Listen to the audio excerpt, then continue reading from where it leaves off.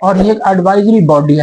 Engineer محمد علی مرزا کا قصور یہ ہے کہ وہ اس کان نمک کا حصہ نہیں بنا گیا ہے کہ اسلامی نظریاتی کونسل کا فیصلہ جو ہے وہ کورٹ آف لا کے اوپر بائنڈنگ نہیں ہے، تو پبلک کیا ہے جو کہ ان کا ڈومین ہی نہیں ہے۔ کیسے معاملات پہلے سے طے تھے کہ مفتی صاحب اسی بڑے مرزے لئی بھی ایک کہتے چھوٹے مرزے لئی بھی ایک ہے۔ بسم اللہ الرحمن الرحیم، السلام علیکم، میں ہوں سردار محمد ارشاد ایڈوکیٹ اور آپ میرا یوٹیوب چینل قانون کی نگری دیکھ رہے ہیں۔ امید ہے آپ سب لوگ خیریت سے ہوں گے۔ آج کا ویلاگ اس موضوع پہ بنائے جانے والے تمام ویلاگ سے اہم ہے، بلکہ اہم ترین ہے۔ آپ نے ویڈیو کو اینڈ تک دیکھنا ہے کیونکہ اس میں انتہائی اہم امور پہ بات کرنے جا رہا ہوں۔ انجینئر صاحب کی ضمانت کے بارے میں آپ کو اپڈیٹ کروں گا۔ انجینئر محمد علی مرزا صاحب کی لیگل ٹیم کے جو ہیڈ ہیں، لیڈنگ لائر ہے، ان کا انٹروڈکشن کرواؤں گا آج پہلی بار۔ اور اسلامی نظریاتی کونسل نے کل ایک اہم رائے دی ہے، اس پہ تفصیلی بات کروں گا، میں اپنی لیگل اوپینین اس کے اوپر دوں گا۔ لیکن اس سے پہلے میری آپ سے ریکویسٹ ہے کہ آپ میرے چینل کو سبسکرائب کریں، بیل آئیکن کو پریس کریں تاکہ آپ کو ہر آنے والی ویڈیو کا نوٹیفکیشن مل سکے، اور اگر ویڈیو پسند آئے تو اسے لائک اور شیئر ضرور کریں۔ سب سے پہلے تو میں انجینئر محمد علی مرزا صاحب کی ضمانت کے بارے میں آپ کو اپڈیٹ کر دوں۔ ان کی درخواست ضمانت ان کی لیگل ٹیم نے واپس لے لی ہے، ودرا کر لی ہے۔ فی الحال انہوں نے یہ فیصلہ کیا کہ اس کو اب وہ فی الحال پریس نہیں کر رہے، مناسب وقت پہ اس پہ وہ کورٹ میں آئیں گے۔ انجینئر صاحب کی جو لیگل ٹیم ہے، اس کے جو ہیڈ ہیں، لیڈ کر رہے ہیں، لیڈنگ لائر ہیں، ان کا نام حافظ طاہر ایوبی ہے۔ جیسے کہ میں نے آپ کو پہلے بتایا تھا کہ میڈیا پہ ان کا کوئی انٹریکشن اس سے پہلے نہیں ہے۔ کل اسلامی نظریاتی کونسل کی رائے آنے کے بعد انہوں نے پہلی بار میڈیا سے انٹریکشن کیا اور ایک پوڈ کاسٹ ریکارڈ کروایا جو کہ ریلیز ہو چکا ہے۔ ان کا تفصیلی انٹرویو میں اس چینل پہ انشاءاللہ بہت جلد کروں گا مناسب وقت کے اوپر۔ اب آج کے اصل ایشو کے اوپر آتے ہیں۔ اسلامی نظریاتی کونسل ایک آئینی ادارہ ہے اور یہ ایک ایڈوائزری باڈی ہے، یہ یاد رکھیے، عدالتی فورم نہیں ہے، یہ فیصلہ نہیں کر سکتی۔ کل سے یہ جو ذکر ہو رہا ہے کہ اسلامی نظریاتی کونسل کا فیصلہ آ چکا ہے اور انہوں نے بھی اس کو اسی انداز میں پیش کیا ہے، یہ بالکل سرے سے غلط ہے۔ اسلامی نظریاتی کونسل، دوبارہ کہوں گا، کوئی لیگل فورم نہیں ہے، عدالتی فورم نہیں ہے، یہ کورٹ نہیں ہے، یہ فیصلہ کرنے کا کوئی اختیار اس کے پاس نہیں ہے۔ یہ کانسٹیٹیوشن آف پاکستان کے تحت یہ ایک ایڈوائزری باڈی ہے، اور گورنمنٹ آف پاکستان یا کوئی کورٹ جو ہے یا کوئی اور ادارہ ان سے اسلامی نقطہ نظر کے حوالے سے کسی خاص طور پہ قوانین کے بارے میں کوئی رائے لے سکتے ہیں۔ یہ قانون اسلامی نقطہ نظر سے کیسا ہے یا کسی بھی حوالے سے اسلامی نقطہ نظر کی اوپینین کے حوالے سے یہ اوپینین لے سکتے ہیں، نمبر 1۔ نمبر 2، سپیریئر کورٹس کے بہت سے فیصلے موجود ہیں، پریسیڈنٹس موجود ہیں، جن میں یہ ہولڈ کیا گیا ہے کہ اسلامی نظریاتی کونسل کا فیصلہ جو ہے وہ کورٹ آف لا کے اوپر بائنڈنگ نہیں ہے۔ یہ ان کی رائے ہے اور کورٹ آف لا اس کے اوپر پابند نہیں ہے اس کو ماننے کی۔ یہ بات واضح ہونے کے لہٰذا یہ کوئی فیصلہ نہیں ہے، یہ بات ذہن میں رہے۔ اور کیونکہ ان کی رائے اب پبلک ہو چکی ہے لہٰذا یہ پبلک پراپرٹی ہے، اس پہ بات ہو سکتی ہے اور میں بھی اپنی بساط کے مطابق اس کے اوپر اپنی لیگل اوپینین دوں گا۔ سب سے پہلے تو یہ ہے NCCIA، national cyber crime investigation agency جو ہے، اس نے اپروچ کیا اسلامی نظریاتی کونسل کو اور یہ ایک پرٹیکولر کوشچن کے سامنے رکھا کہ یہ معاملہ ہوا ہے، اس کے اوپر آپ اپنی اوپینین دیں، اور اس میں طریقہ کار بھی یہ ہے کہ جو چیز ان کے سامنے ہے اسی کے اوپر انہوں نے بات کرنی ہوتی ہے، رائے دینی ہوتی ہے کہ یہ بات کس کانٹیکسٹ میں ہے اور اس میں ان کی رائے کیا ہے۔ اور یہ اوپینین ایک سرکاری ادارے نے مانگی تھی، یہ پبلک نہیں تھی، اور سرکاری ادارے کو ہی اوپینین اپنی جو ہے دینی تھی، لیکن انہوں نے اس کو پبلک کیا ہے جو کہ ان کا ڈومین ہی نہیں ہے، ان کا کام ہی نہیں ہے، اور بالکل غلط، 100% غلط ہے۔ اور اس سے جانبداری جو ہے وہ تو ظاہر ہے، ان کے ایک ایک فکرے سے جانبداری ٹپک رہی ہے، اور اس کی میں آگے جا کے ساری تفصیل بتاتا ہوں۔ کیسے معاملات پہلے سے طے تھے آپ سن لیں، اس کلپ کے بعد آپ کو فیصلہ کر لیں کہ اس میں کیا دودھ کا دودھ اور پانی کا پانی اس میں آپ کو نظر آ جائے گا۔ اسلامی نظریاتی کونسل نے بھی اس کو اپلوڈ کر دیا، انہوں نے لکھ دیا۔ میں کہتا ہوں کمال پا دیتی ہے یار، کمال۔ سلام ہے اسلامی نظریاتی کونسل کے ممبران کو، جتنے حضرات آج وہاں بیٹھے تھے۔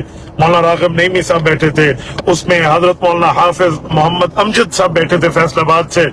وہ اس دن بھی مجھے فرما رہے تھے، وہاں ختم نبوت کانفرنس تھی الفتح گراؤنڈ فیصل آباد میں، کہ مفتی صاحب اسی بڑے مرزے لئی بھی ایک کہتے چھوٹے مرزے لئی بھی ایک ہے، کہ مفتی صاحب اسی بڑے مرزے لئی بھی ایک کہتے چھوٹے مرزے لئی بھی ایک ہے، کہ مفتی صاحب اسی بڑے مرزے لئی بھی ایک کہتے چھوٹے مرزے لئی بھی ایک ہے۔ کمال دی گل کی تھی انہوں نے نا۔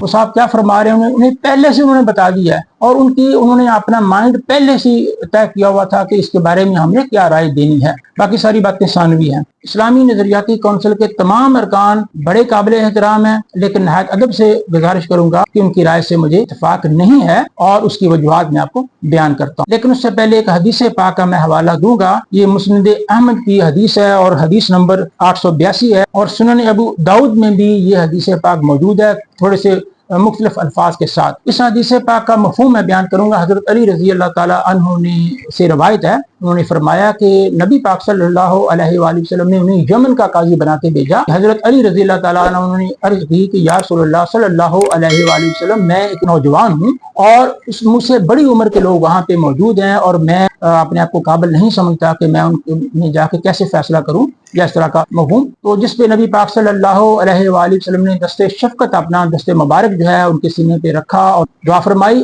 اور ساتھ انہیں نصیحت کی کہ جب بھی فیصلہ کرو تو دونوں فریقین کو تم نے سننا ہے۔ جس طرح ایک فریق کی بات سنو، اسی طریقے سے دوسرے فریق کی بات سنو، جب تک ایسا نہ کر لو کوئی فیصلہ نہیں کرنا۔ اور پھر حضرت علی رضی اللہ تعالیٰ عنہ فرماتے ہیں میں نے اسی اصول پہ عمل کیا اور پھر کبھی بھی مجھ سے جو ہے وہ غلط فیصلہ نہیں ہوا، مجھے کوئی مشکل پیش نہیں آئی۔ تو قاضی کے لیے یا اس طرح کے کسی فورم کے لیے جو ہدایات نبی پاک صلی اللہ علیہ وآلہ وسلم نے ہمیں تلقین فرمائی ہیں وہ یہی ہیں کہ دونوں فریقین کی بات سنی جائے، اور اسلامی نظریاتی کونسل نے خود اس میں یہ تسلیم کیا ہے، یہ بات کی NCCI کے اوپر وہ یہ آبجیکشن ریز کر رہے ہیں کہ انہوں نے یہ جو انجینئر صاحب کے بارے میں رائے پوچھی ہے اس میں میٹیریل جو دیا وہ ایک سائڈ کا دیا، ٹھیک ہے مان لیا، دوسری سائڈ کا انہوں نے کہا میٹیریل نہیں دیا۔ اور یہ جو اسلامی نظریاتی کونسل نے رائے دی اس میں تو میں ابھی آتا ہوں نا، اس کا تو میں اس کے اوپر اپنی کھل کے اوپینین دوں گا، لیکن اس سے پہلے میرا سوال یہ ہے اتنی بڑا انہوں نے قدم اٹھایا، انہوں نے رائے نہیں دی جو کہ آئینی طور پہ انہیں کرنا چاہیے تھا، انہوں نے اس پہ فیصلہ دیا ہے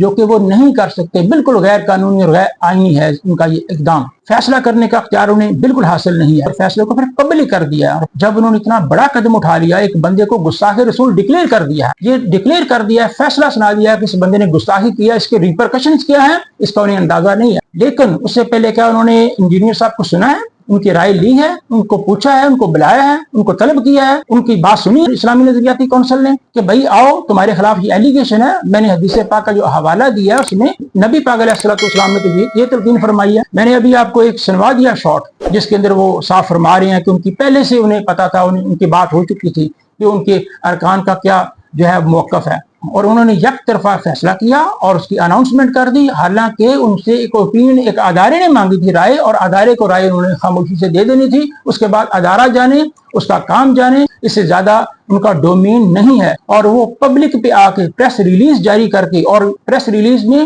ایک فیصلہ سنا دیا انہوں نے ایک بات طے کر دی۔ اب عدالتوں کا کام کیا رہ گیا؟ جب آپ نے یہ طے کر دیا، ایک فورم نے جو آئینی باڈی ہے اس نے اناؤنسمنٹ کر دیا کہ فلاں بندہ گستاخ رسول ہے، تو اس کے بعد کیا رہ گیا ہے؟ عدالت نے کیا ڈیسائیڈ کرنا جب آپ نے خود ہی ڈیسائیڈ کر دیا؟ ایک بندے کو گستاخ رسول ڈکلیئر کر دیا آپ نے، اور آپ نے اس کا موقف تک نہیں سنا، اس کو بلا کے طلب کر کے پوچھا نہیں، اور خود انہوں نے اس کے اندر فرمایا ہے کہ جی بھائی ہم نے اس کے باقی کلپ بھائی وہ تو آپ کے سامنے نہیں ہے، آپ کے سامنے ایک پرٹیکولر سوال ہے، پرٹیکولر سچویشن ہے، اس کے کانٹیکسٹ میں وہ بات ہے، آپ نے اس کے اوپر رائے دینی کہ یہ الفاظ اس صورتحال میں سے پس منظر میں ادا ہوئے ہیں، کیا یہ الفاظ توہین رسالت ہیں کہ زمرے میں آتے ہیں کہ نہیں ہے، ان پہ 295C لگتی ہے یا نہیں لگتی، اس پہ آپ نے رائے دینی ہے اپنی۔ آپ باقی چیزیں جو دیکھ رہے ہیں تو باقی چیزوں پہ پھر آپ اس اپنے ملزم کا اس سے موقف لیں نا، اس کے اوپر اس کی رائے بھی سنیں۔ اب میں اس کی تفصیل میں نہیں جاؤں گا، سب کو پتا ہے اس کونسل کے جو چیئرمین ہے کون ہے، ان کا کس مسلک سے تعلق ہے، اور انجینئر محمد علی مرزا نے سب سے زیادہ سنگ باری کس مسلک پہ کیا، سب سے زیادہ تنگ جو ہے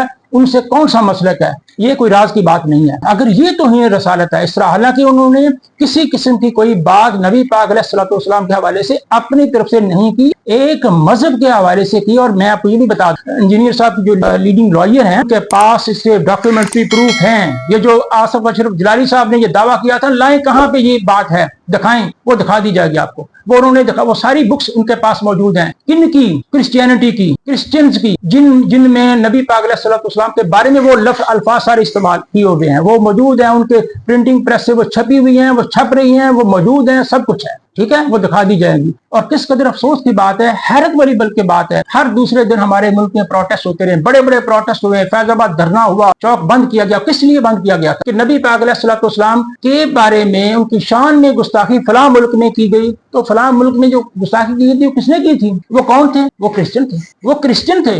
वो खाके बनाते हैं, वो शान में गुस्ताखी करते हैं, वो इस तरह के मामला करते हैं जिसके ऊपर धरने हुए, जिसपे रैलियां हुई, जिसमें सड़कें ब्लॉक हुई, जिसमें सारा शोर हंगामा हुआ। कल तक उनके खिलाफ मुजाहरे करते थे और आज आप क्रिश्चियंस की उस कम्युनिटी की सफाई दे रहे हैं। हैरत वाली बात है कि उसी दिन के खिलाफ कल तक आप मुजाहरे करते रहे थे, आज अब सफाइयां दे रहे हैं कि उनका तो ये अकीदा है ही नहीं। और ये याद रखें उनके बुनियादी अकीदा क्या है, वो हजरत ईसा अलैहिस्सलाम के बाद किसी को अल्लाह का नबी नहीं मानते। इंजीनियर साहब का केस के हवाले से मैं इंजीनियर साहब के तमाम स्टूडेंट्स को ये तसल्ली देना चाहता हूँ कि उनके केस में किसी किस्म का कोई बुरा असर नहीं होगा। ये तो जानिबदार फैसला है, ये बाइस का फैसला है। ये इसमें बैठे कौन हुए हैं? ये सारे कौन हैं? ये वो जिनके दुख साझा है। और ये इंसाफ का बुनियादी असूल है कि जो बंदा खुद पार्टी हो वो फैसला नहीं कर सकता। ये तो खुद पार्टी, इनके खिलाफ ही तो इंजीनियर साहब पिछले 10-15 साल से मैदान में उतरे हुए हैं। तो लिहाजा ये खुद पार्टी है, इनको फैसला करने का कोई अख्तियार हासिल नहीं है, इनको राय देने का भी कोई अख्तियार हासिल नहीं था। इनको ये चाहिए था, ये कहते हैं चूंकि हम तो एक पार्टी हैं, लिहाजा ये हमारे लिए मुनासिब नहीं है कि हम जो है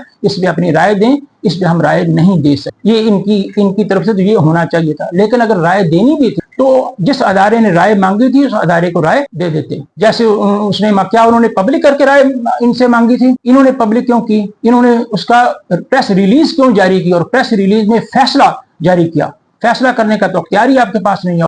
इंजीनियर मोहम्मद अली मिर्जा का कसूर ही है कि वो इस काने नमक का हिस्सा नहीं बना। जिस शख्स ने भी सिस्टम को चैलेंज किया है उसके साथ यही सलूक होता रहा है। ये तारीख का एक सबक है, पुराना सबक है तारीख का। और फिर इंजीनियर मोहम्मद अली मिर्जा साहब के हक में जो फतवाजात आए हैं वो किसने जारी किए हैं? मैंने और आपने जारी किए हैं, मुफ्तियान ने जारी किए हैं। क्या उनको दीन का कोई फहम नहीं है? दीन का कोई शऊर नहीं है? मुफ्ती तारिक मसूद साहब मुफ्ती नहीं है, आलिम दीन नहीं है, उनका फहम में दीन नहीं है? क्या वो नहीं समझते कि तौहीन रसालत क्या है और क्या नहीं है? या बाकी जो इतने फतवाजात आए हैं क्या उनको इतनी समझ, अकल, फहम और शऊर नहीं है दीन का? इसके साथ ही मैं इजाजत चाहूंगा। अपना बहुत सा ख्याल रखिएगा। इंशाल्लाह दोबारा मुलाकात होगी। अस्सलाम वालेकुम।